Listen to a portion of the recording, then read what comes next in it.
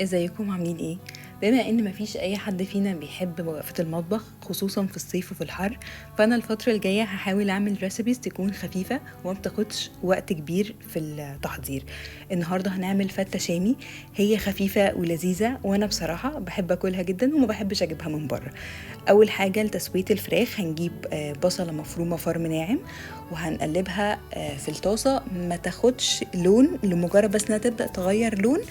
هننزل عليها بمعلقة كبيرة من الثوم المفروم ونقلبهم مع بعض بس يطلعوا ريحة. وبعد كده هننزل بالفراخ بتاعتنا. انا هنا جبت صدور فراخ وقطعتها مربعات صغيرة زي ما انتوا شايفين. هننزل نديلها بس تشويحة نحس ان الفراخ بدأت تغير لونها، يعني هنقلبها كده تاخد صدمة بتاع حوالي دقيقة ونص، مش اكتر من كده. وبعد كده هننزل بالتوابل بتاعتنا. التوابل بسيطة جدا، انا كان في كمان بابريكا مع التوابل دي بس انا نسيت اصورها، بس زودتها بعد كده. دي نص معلقة من الكاري والفلفل الاسود والملح والسماق.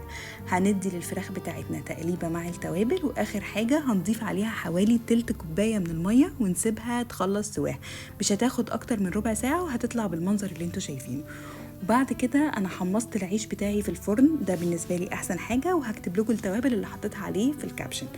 اخر خطوة خالص بقى هنسوي الرز بتاعنا.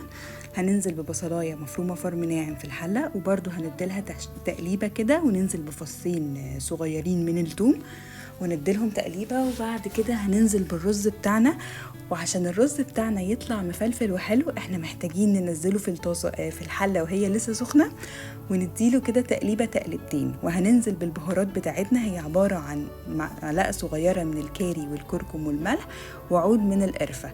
هنقلبهم على الرز بتاعنا، وبعد كده نضيف المية ونسيبه يكمل سواه.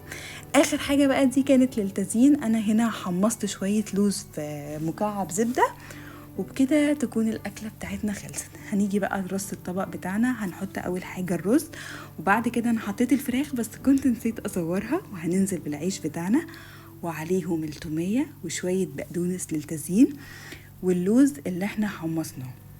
هي حقيقي طعمها حلو جدا ومش بتاخد وقت، وكلنا بنحبها وبنحب نجيبها من بره، بس انا عادة بخاف اجيبها من بره لان انا ما بضمنش قوي الفراخ. بس كده جربوها وقولوا لي رأيكم، والف هنا.